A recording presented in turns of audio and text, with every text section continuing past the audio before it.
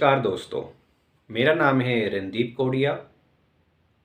आप सभी का स्वागत है आपके अपने चैनल इंडियन स्टॉक्स चार्ट पे। आज तारीख है 19 फरवरी 2022।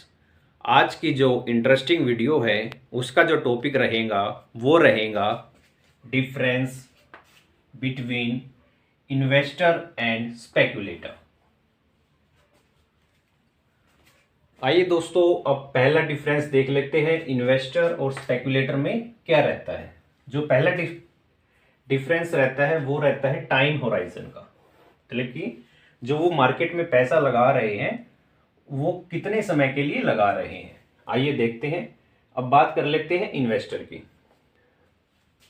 Plans for a longer time horizon. देखिए, जो इन्वेस्टर होता है वो मार्केट में लंबे समय के लिए पैसा लगाता है। His holding period from 1 year to few years. देखिए दोस्तों, जो इन्वेस्टर होता है वो किसी स्टॉक में इन्वेस्ट करता है और उसको वो होल्ड रखता है 1 साल से लेके कुछ साल तक, उसको हम बोलते हैं इन्वेस्टर। इसमें आपका एग्जाम्पल रहेगा, मान लीजिए कोई वैल्यू इन्वेस्टिंग करता है लंबे समय के लिए, 1 साल से ज्यादा ड्यूरेशन के लिए, तो उसे हम इन्वेस्टर बोलेंगे। आइए बात कर लेते हैं स्पेकुलेटर की। देखिए, स्पेकुलेटर जो होता है वो plans for a very short period, वो बिल्कुल छोटी अवधि के लिए मार्केट में पैसा लगाता है। उसका आप देखेंगे जो होल्डिंग पीरियड रहता है वो वेरी करता है, कुछ दिनों से लेके कुछ महीने का रहता है। अब इसका एग्जांपल आप देखेंगे, जो इंट्राडे करते हैं, स्विंग ट्रेडिंग करते हैं, फ्यूचर्स एंड ऑप्शंस करते हैं, उसको हम बोलते हैं स्पेकुलेटर। उनको हम इन्वेस्टर नहीं बोलेंगे। इन्वेस्टर वो होंगे जो 1 साल से लेके ज्यादा साल तक अपने मार्केट में पैसा लगाएंगे और उसको होल्ड करके रखेंगे। तो अब दूसरा पॉइंट ऑफ डिफरेंस समझ लेते हैं इन्वेस्टर और स्पेकुलेटर के बारे में। देखिए, दूसरा पॉइंट ऑफ डिफरेंस रहेगा वो रिस्क फैक्टर का रहेगा। देखिए फ्रेंड, जो इन्वेस्टर होता है वो एज्यूम मॉडरेट रिस्क। वो जो रिस्क होता है उसका ना ज्यादा होता है ना कम होता है, वो बीच का रिस्क रहता है। इसलिए आप देखेंगे जो लॉन्ग टर्म इन्वेस्टमेंट करते हैं, आप देखेंगे 5 साल का 10 साल का आप देखेंगे तो उनको इतना ही रिटर्न मिल पाता है, 15 से 20% ईयरली। अब बात कर लेते हैं स्पेकुलेटर की। देखिए दोस्तों, जो स्पेकुलेटर होता है वो विलिंगली, अपनी इच्छा से ही अंडरटेक हाई रिस्क, वो काफी ज्यादा रिस्क लेता है। आप देखेंगे वो अगर इंट्राडे करता है तो आप देखेंगे नॉर्मली स्टॉक की आप देखेंगे 5 से 10% मूवमेंट आ जाती है अच्छी मार्केट के दिन, और आप देखेंगे अगर मार्केट गलत जाती है तो वो दिन में 5 से 10% लूज भी कर सकता है। तो इसलिए जो स्पेकुलेटर होता है वो हाई रिस्क लेता है और इन्वेस्टर मॉडरेट रिस्क लेता है। जो तीसरा पॉइंट ऑफ डिफरेंस रहेगा इन्वेस्टर और स्पेकुलेटर में वो रहेगा रिटर्न का।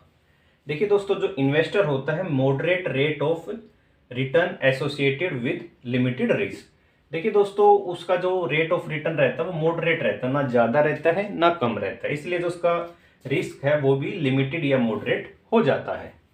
इसके विपरीत आप देखेंगे जो स्पेकुलेटर होता है like to have high returns, वो चाहता है कि मेरे को हाई रिटर्न्स मिले, इसलिए वो एज्यूमिंग हाई रिस्क। देखिए दोस्तों, अगर वो हाई रिटर्न्स लेना चाहता है तो उसका रिस्क भी क्या रहेगा, हाई रिस्क रहेगा। देखिए दोस्तों, सिंपल सा फॉर्मूला है, अगर आप मार्केट में हाई रिस्क लेंगे तो आपको रिटर्न भी हाई मिलेगा, अगर आप मॉडरेट रिस्क लेंगे तो आपको रिटर्न भी मॉडरेट मिलेगा।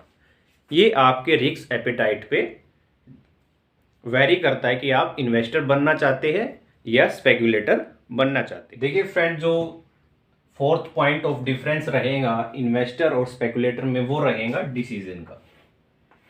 मान लीजिए कोई इन्वेस्टर है तो वो किस पॉइंट पे कंपनीज के स्टॉक्स में इन्वेस्टमेंट करना चाहेगा। देखिए दोस्तों, जो इन्वेस्टर होता है वो कंसीडर, अपने ध्यान में रखता है fundamental factors and evaluates the performance of the company. देखिए दोस्तों, जो इन्वेस्टर होता है वो फंडामेंटल फैक्टर्स को देखता है, जैसे कि आप देखेंगे कंपनी का बैलेंस शीट कैसा है, उसका प्रॉफिट एंड लॉस कैसा चल रहा है, और उसकी कैश फ्लोज की क्या सिचुएशन है, और भी कई सारे फैक्टर्स होते हैं फंडामेंटल के, वो उसको ध्यान में रखिएगा।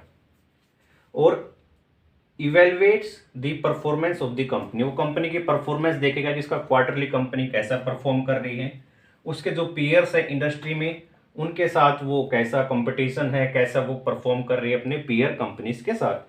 ये फैक्टर को देख के वो इन्वेस्टमेंट करता है और अपना डिसीजन लेता है। वो जो स्पेकुलेटर होता है वो किस बिहाफ पे अपना डिसीजन लेता है मार्केट में पैसा लगाने के लिए, वो जो उसका कंसीडर करता है इनसाइडर इंफॉर्मेशन। मान लीजिए उसको कोई सोर्सेज से पता लग गया कि कंपनी को कोई एक अच्छा ऑर्डर मिलने वाला है फ्यूचर में, तो वो उसमें पोजीशन बना लेगा, तो उसको हम बोलेंगे स्पेकुलेटर, और वो इसी बिहाफ पे डिसीजन लेता है। मान लीजिए वो ऑर्डर कैंसिल हो जाएगा तो उसको लॉस भी हो सकता है, इसलिए वो स्पेकुलेटर की श्रेणी में आता है।